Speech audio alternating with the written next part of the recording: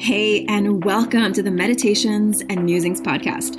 I'm Elena Lipson. I'm a mama, I'm a wife, and I'm the founder of the Divine Self-Care Circle membership and the Virtual Retreat Academy. I don't believe that you have to sacrifice your body, your health, or your family in order to create true abundance and prosperity. I believe in living based on the divine feminine metrics of success, and these include pleasure, play, ease, grace, and a slower pace. Each week, I'll bring you 1 to 2 new episodes. One of these will be a guided meditation that you don't have to do on the meditation pillow, and the other will be a conversation to help you access your inner wisdom, to ignite abundance, and inspire others to do the same. I invite you to join me on this journey back to the magic of a divinely aligned and well cared for you. And now, join me for today's episode. Welcome back to this week's podcast episode of the Divinely Aligned Meditations and Musings podcast. Sorry, my attention just went away for like a second. I was like, squirrel. Okay, I'm back now. Before we dive into today's episode called How to Set Better Boundaries in 6 Steps, I wanted to invite you to my next free live training, which is happening on April 21st. If you're listening afterwards, maybe there's a recording ready. Check the notes. The recording will only be available for a short amount of time, but the free masterclass is called Rewrite Your Relationship with Money: 3 Steps to Embody Your New Money Story and Claim Your New Wealth Identity. If you have listened to my past episodes, a couple of episodes ago, I recorded an episode called The Difference Between Money and Wealth.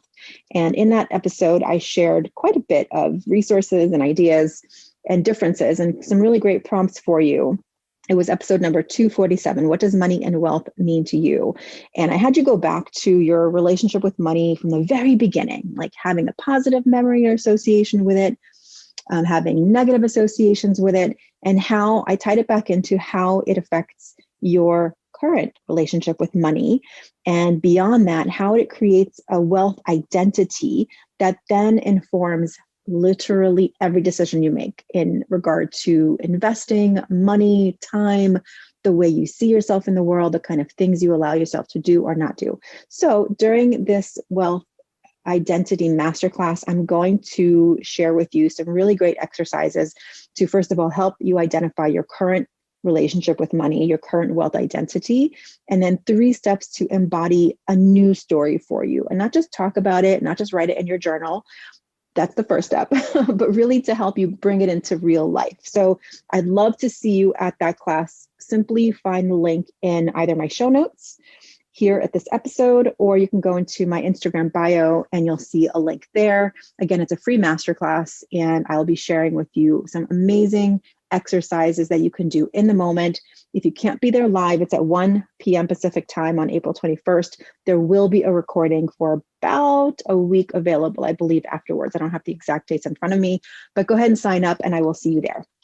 Okay. Today's topic is related to episode number 249 about how to trust yourself more in 4 easy steps. And building better boundaries was the number 4 step in how to trust yourself more. So today I want to expand on how to have better boundaries, talk about some of the pitfalls and why you need boundaries, the whole thing.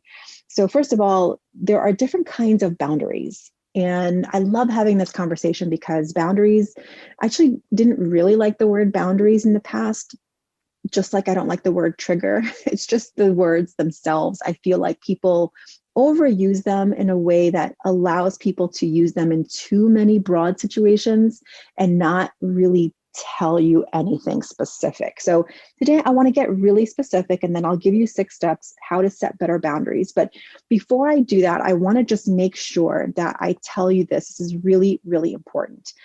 If you are someone who has experienced physical or emotional trauma in your life or in your body in the past, boundaries are going to need to be approached in a very different way, because your nervous system, your physical being is going to respond to situations in a very different way. And sometimes ways that you don't even realize that is related to past trauma. So if this is you, and if you have past trauma and you're listening to what we're talking about regarding boundaries and you're finding yourself getting agitated, irritated, frustrated, feel like you want to run away, it's totally normal. Okay. I'm not a traumatic response educator or coach. I do have some amazing resources. I have several clients and people and peers that I know can guide you in the right direction if this is you. If you're someone who has had past trauma and you want to work on boundaries, but you understand, or you're hearing this and you're like, yeah, maybe that's me, let me know. Please message me and I will refer you to some amazing people that you can check out, or you can look up resources yourself. Because sometimes setting boundaries, if you've had past trauma, can be a very different experience that requires more in-depth understanding of how your body is responding to either setting boundaries or having boundaries stepped over in your life. And it requires a different process. And that is not what we're getting into today. But I wanted to make sure I said that for you, because I don't want you to feel like you are failing at setting boundaries. It's not you. It could be that your nervous system is reacting to a past trauma in a way that you're not fully understanding or acknowledging, or you just haven't received the information. That's all. There's all different kinds of trauma, but if you're thinking that this is you and your intuition is like, yeah, I think this is me, let me know. Message me on Instagram, shoot me an email over at info@elainalipson.com, and I'm happy to share these resources with you. So let's dive into how to set better boundaries. And as I mentioned, there are different kinds of boundaries. There are energetic boundaries, there are physical boundaries, there are emotional boundaries, and social boundaries.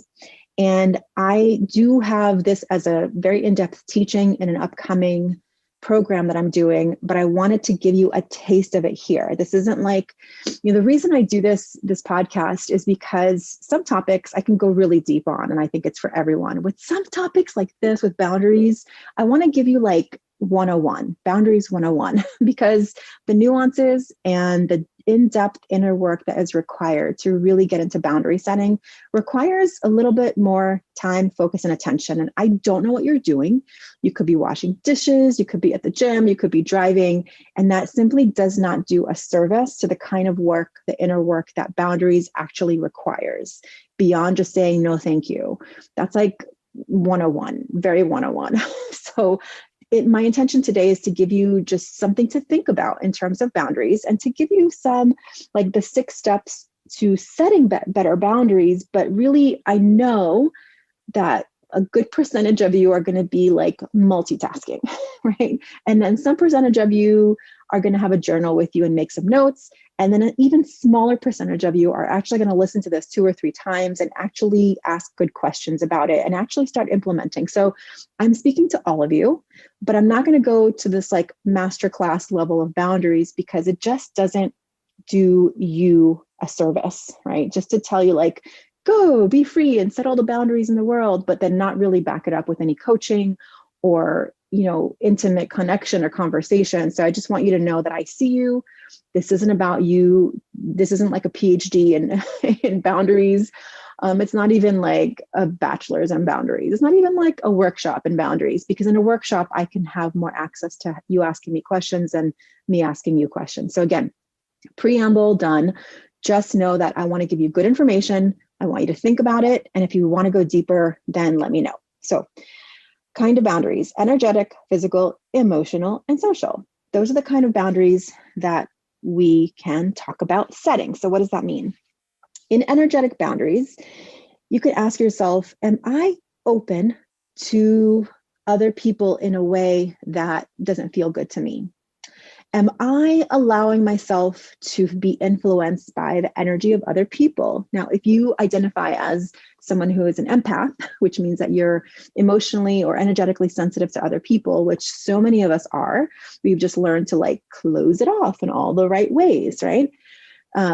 So if you find yourself, am I open in a way that doesn't feel good, or am I open to the energy of other people, then you might be needing to set some energetic boundaries. And this might look like you have a conversation with someone who you ran into and they start telling you some negative stuff that have happened in their lives, something sad, something, something that happened, and you walk away, you're feeling like, oh my gosh, now I'm sad, right? Like, or you watch the news and you feel depressed.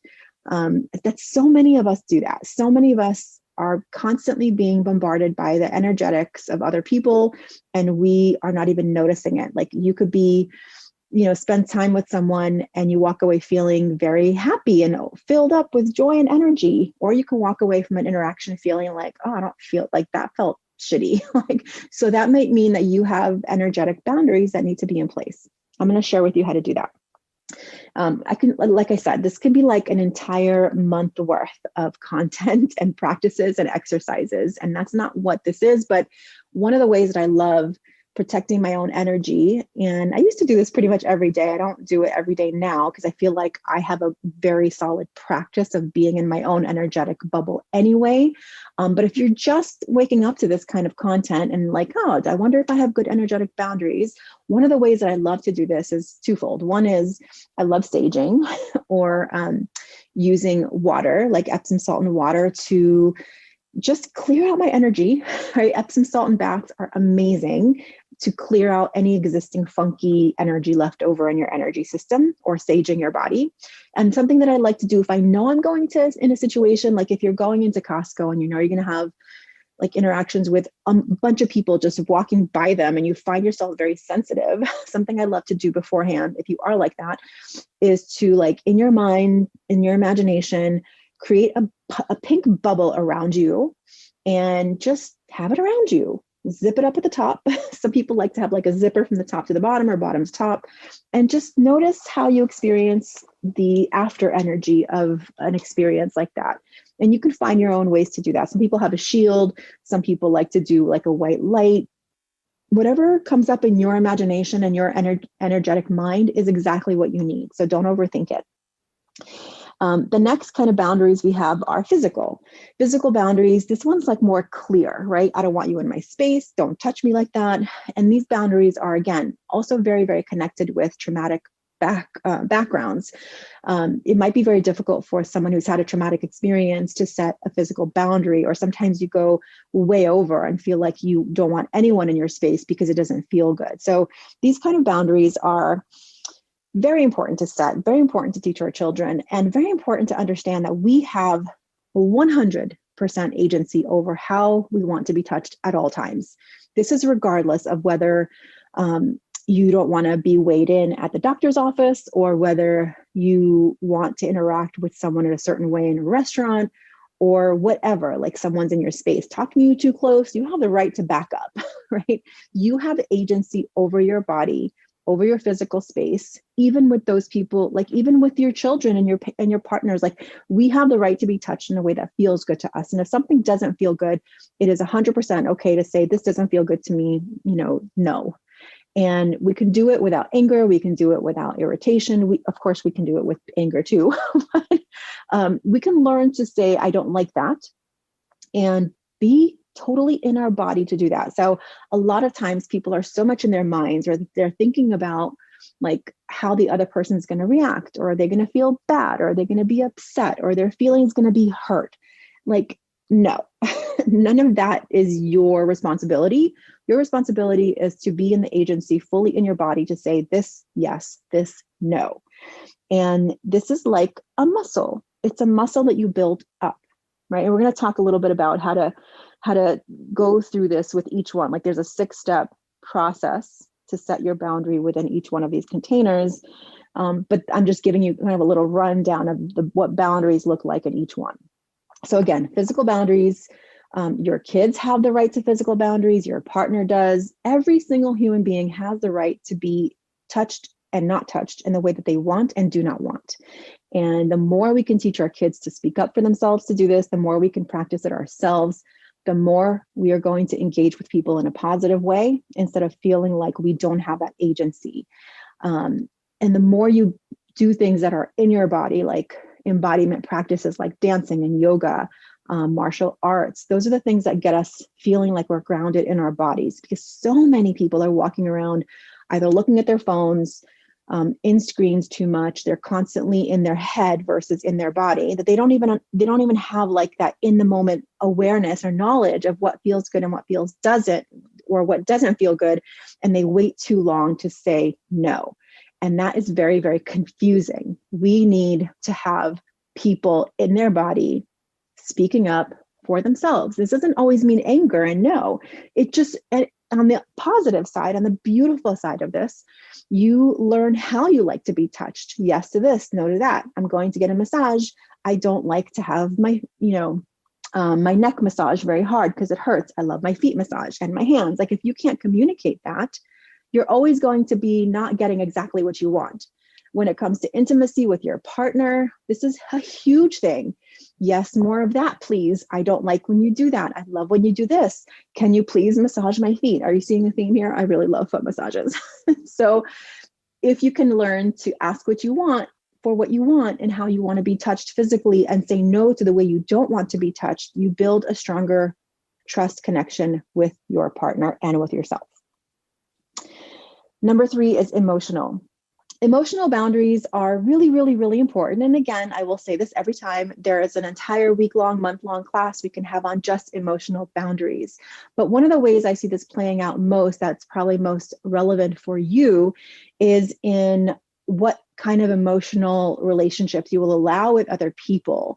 One of the ways this comes up is like, you might have some people in your life who like to emotionally vomit their entire life in a conversation sometimes, right? Maybe you're someone who likes to do that. Sorry, you can hear my dog barking in the background. The little one, I think it's the little one barking. And this is really important. Like, you get to engage with people in your life in a way that feels good to you. And by not setting boundaries, you will find yourself being in a state of resentment, and resentment can burn relationships so quickly. I'd rather feel guilty for a minute by saying, I don't have time to talk right now. Can we talk later? Versus feeling resentment for the person that doesn't even know that I'm feeling resentment. Right? Resentment is better, or guilt is better than resentment, right? Because it keeps out unwanted connection, unwanted requests on your time. When you have a solid boundary with a friend, and again, this all takes time to build, you start to be able to say, hey, I hear that you need to talk. I'm in the middle of something. Let me call you back. Or, you know what? I don't have the space for this right now. Or you learn to call a friend, instead of diving right into your whole life story. You say, is this a good time? I have something I'd love some, witness on, or I'd just love to get some, process something out loud. I don't need advice. You learn to communicate and ask for and receive what you need, but you also can put that same loving boundary on the other person. And I would say loving boundaries, because boundaries don't need to be punitive. They're actually very, very loving, right? I would rather, like, if I called a friend and I said, can we talk? And she's like, I don't have time right now. Let's talk tonight. That's awesome, because I don't want her to feel like I don't want to feel like, wait a minute, you don't sound present. Are you sure this is an okay time to talk? Like, that feeling is so hurtful, right? Like, I know we do it with even those closest to us. Like, there's times where I'm talking with my sister and all of a sudden she's like, are you there? I'm like scrolling Instagram. It's so bad. Like, set boundaries for conversations that connect versus disconnect. Okay. And finally, social boundaries.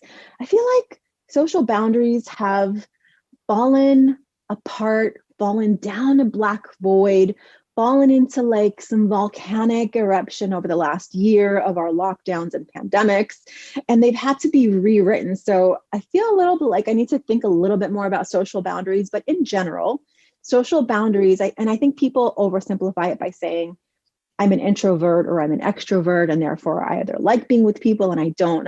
That's very nuanced in terms of what an extrovert and an introvert actually are, because an introvert is someone who gains energy from being alone and in intimate connection. Extroverts are people who gain energy from being outdoor, not outdoors, but like around other people and in larger groups and being like visibility and being on stage, right? But it's not black or white. It's not this or that. Like, people have nuanced characteristics. Sometimes I like to be an introvert and be alone at home under my blanket. And I love to be on stage and meeting people, but I'm not one or the other 100% all the time. And sometimes it changes over time within your lifetime. So social boundaries are important to know, and it takes self-reflection. It takes being honest with the kind of ways you like to engage with people. If you really love intimate gatherings with friends, then focus on those. If someone invites you to a big party and you're like, oh, I don't want to go, but I'm going to say yes, and then you go and then you don't have a good time and then you're resentful, then that's kind of on you too, right? But if you know that once you get there, you're going to have a good time and you just need to get out of your shell a little bit, then that's okay to sort of extend your boundary a little bit and say, well, let me just go for an hour and see how I feel, right? Again, this really all comes back to trusting yourself, to knowing yourself, to being able to speak up in your voice for what you want and what you don't want. Okay, let's take a deep breath together. Boundaries can be triggering. I already said I don't like the word trigger, but I get the use of it to be able to like have this common understanding of what triggered is, right? Okay, so how do we implement boundaries? Some questions to refine boundaries before I get into like how you step into each one, the 6-step process that I recommend. One is to ask, does this strengthen or deplete me? Right? Does this strengthen or deplete me? The next question you can ask is, what do I need here? What do I need here? Another question is, what do I really want? And these are all refining questions that actually help you create boundaries that are honest for yourself, right? The next one is, how have I trained others to rely on me? Another question you can ask yourself is, what have I been tolerating? Another question to refine your boundaries is, who am I resenting right now? And finally, what am I still doing even though I know I don't want to do it anymore? Right? These are all refining questions to ask you, to give you that focus of like, oh, okay, I see where I need a boundary, right? And just because someone asks doesn't mean you have to answer, right? Like for yourself. That's just another like little refining tip there. So before I give you the 6-step process, I want to share some common pitfalls and consequences of setting boundaries, right? One is you might get ghosted because some people don't like having boundaries set. They want to continue the experience of you as it is now, right? So people can ghost you. Another pitfall or consequence of setting boundaries that you can expect is that they stomp on your boundaries. Like, no, I don't like that boundary, right? Another one is they might just refuse to honor your boundary. I remember years ago, I had a client who was starting to set some really great self-care boundaries for her. And her husband was enraged. Like he just couldn't have it. He didn't understand why she needed to take time for herself. They were getting into massive arguments. They almost got divorced. It got pretty heated and intense. But through it all, they kept communication. They actually went for marital therapy, and they are doing really, really, really well today. But it got a little choppy there for a bit because he was so used to her basically doing everything all the time. And when she pulled back, he took it as a personal sort of threat for himself. So they had to work through that. But just so you know, not everyone's going to love your boundaries, right? They might blame you for changing. You'll also see where you've had mushy boundaries or no boundaries. And the final pitfall is your low self-worth, if you have it in some areas of your life, becomes glaring because you'll see like, oh, I can see where I didn't have any boundaries and I constantly had to give, but I wasn't receiving. So that could happen too. On the bright side though, you might have really awesome relationships that start to clarify because of the lack of constantly stepping over each other's boundaries, right? So let me give you the 6-step process and then share with you again some of the next steps that might just sort of come out through the 6 steps anyway. But here's 6 steps to better boundaries. Number 1 is define a boundary that you would like to set in either the energetic, physical, emotional, or social. And you can go through these 6 steps with each one of those containers: energetic, physical, emotional, and social. Define who, what, where, and why. Get very clear.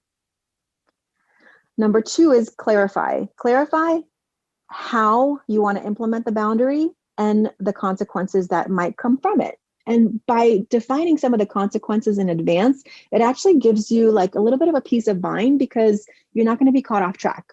That's not to say that nothing unexpected will happen because of a boundary, something amazing, something not so amazing, but at least you sort of go into that direction of clarifying for yourself, like, oh, okay, I think if I set this boundary with this friend, she just might get upset and I'll have to have a conversation with her about, this isn't personal to her. This is really just me learning to do some inner work around boundaries, right?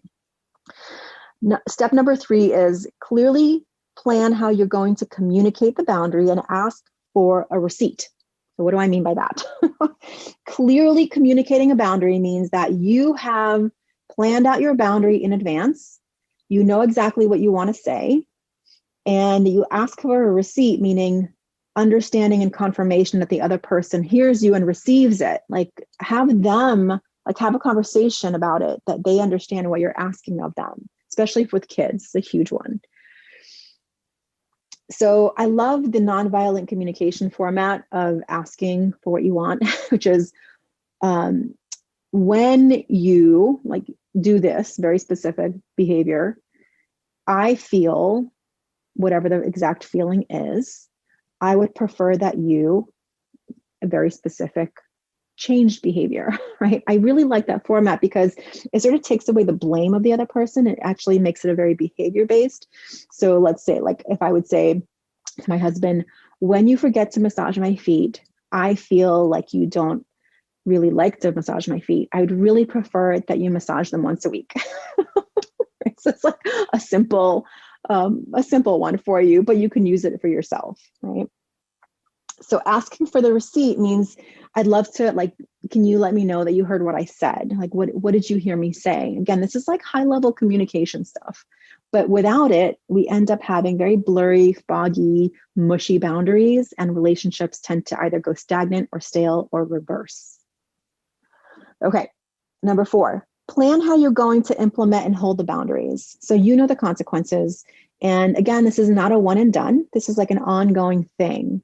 And it gets more difficult the closer the people are with you that you have this built up of resentment with.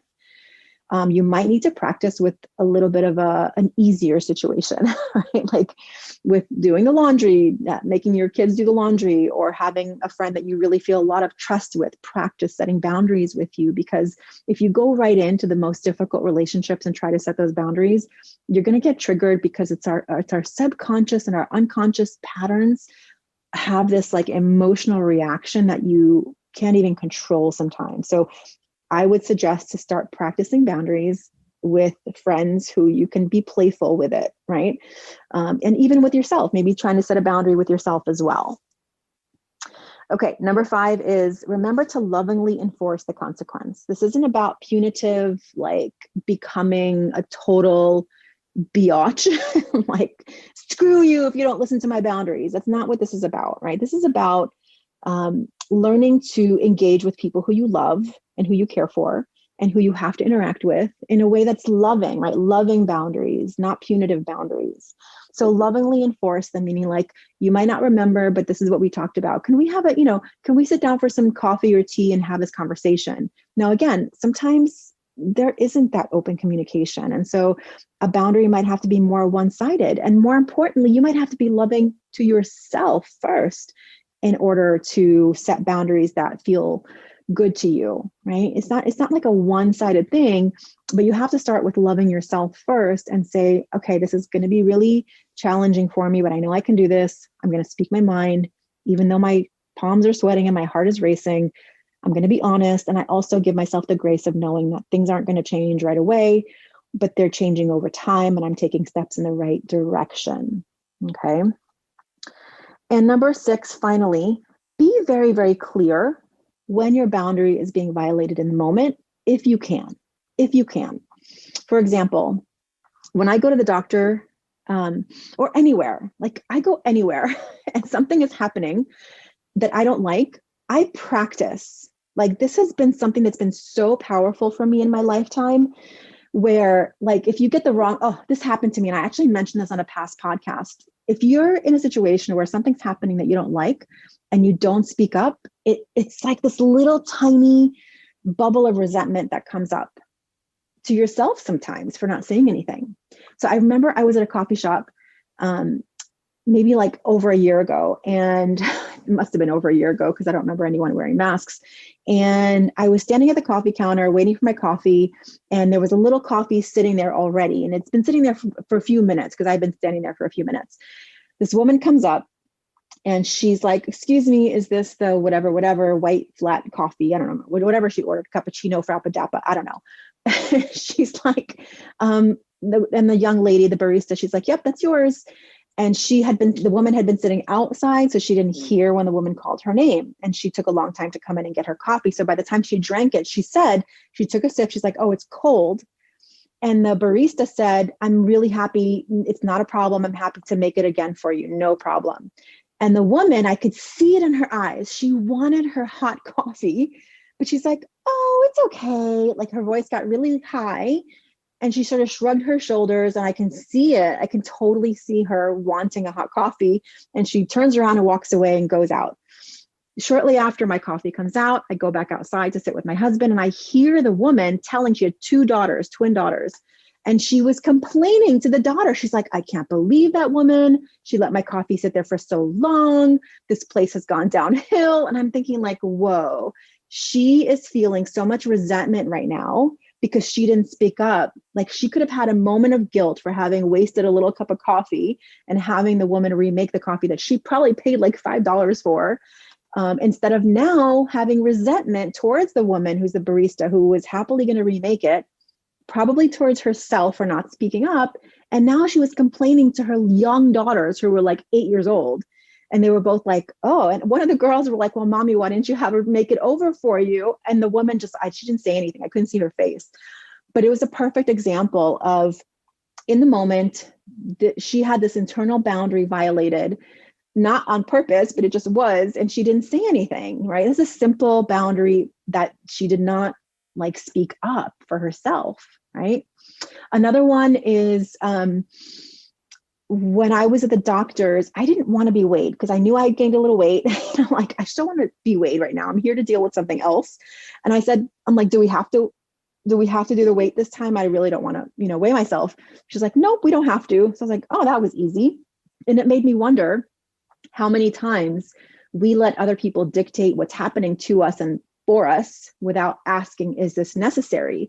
And I learned this so quickly when I had our son 15 years ago. I remember like all of these things that were assumed automatically like going to happen. I'm like, well, do we need to do this? No. Okay, don't. Like I just got into this like almost delightful habit of asking people like, I don't want to do this. Is this necessary? And usually I'm telling you the answer more than not was no. Like we just assume that other people are the boss when they're not. And you're the boss. It's your life. It's your body. It's your time. It's your money, right?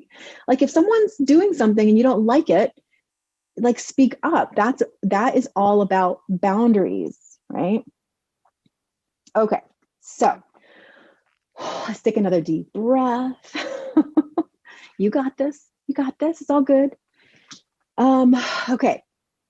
I hope you listen to this episode more than once because boundaries are the kind of thing that, again, I can teach an entire like month-long class on each boundary and examples and practices and journaling and all kinds of stuff. So I hope you've caught the pieces that are important to you. I hope you listen to it at least once or twice more and have taken something from this. And if so, as always, let me know. If you have a question, you want something refined, or you have just like, I don't know, I need to ask Elena a question, please ask me the question. Come on to DM and Instagram in the messages and just message me, Elena_Lipson. You can leave a review with your favorite takeaway.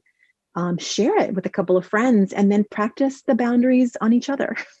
Like really practice it in a loving relationship first and see how it feels. Like have each other speak it out loud and see how it feels for you.